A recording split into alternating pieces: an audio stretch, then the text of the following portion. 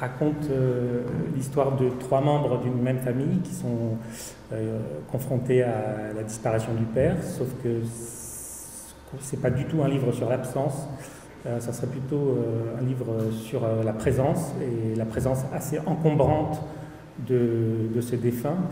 Ce sont des personnages assez, avec des relations assez compliquées entre eux, c'est-à-dire qu'ils se parlent absolument pas de l'essentiel, ils se parlent jamais du père, et ils s'enferment tous les 3 chacun dans l'image qu'ils ont gardée du père, qui est forcément une image parfaite, et qui va leur causer des soucis à chacun.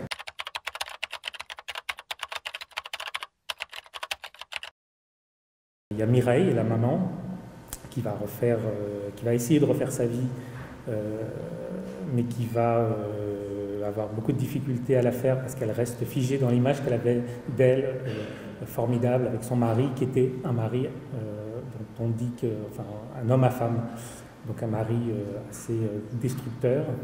La fille, Vinciane, qui va avoir une réaction plus radicale, qui va s'enfuir, fuir la France, au point de plus supporter d'être sur le territoire, d'étouffer, d'avoir des crises d'asthme, et qui va partir faire un tour du monde, devenir archéologue.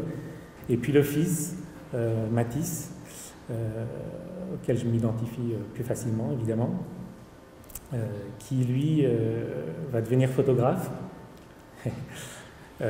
pour s'inventer un monde à lui, qui va se perdre dans l'image qu'il avait de son père et dans la transmission qui pense être le réceptacle. C'est-à-dire il va se croire homme à femme lui-même et en même temps en souffrir, c'est-à-dire c'est un faux homme à femme.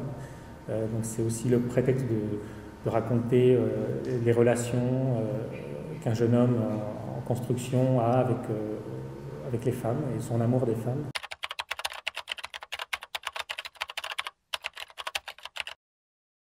Je me suis demandé comment je me serais comporté si on retrouve celui qui a tué votre père, en fait. Voilà. Et je dois vous avouer que j'avais commencé une première version où il était question de vengeance. J'étais pratiquement dans le polar. C'était mon intention, c'était ce que j'avais en tête, un fantasme de vengeance physique. Et puis, en écrivant, j'ai été tellement hypnotisé par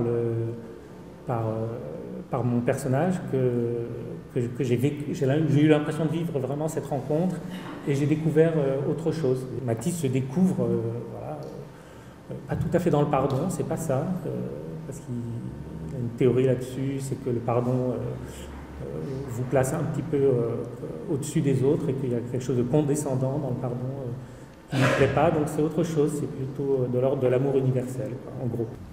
Voilà.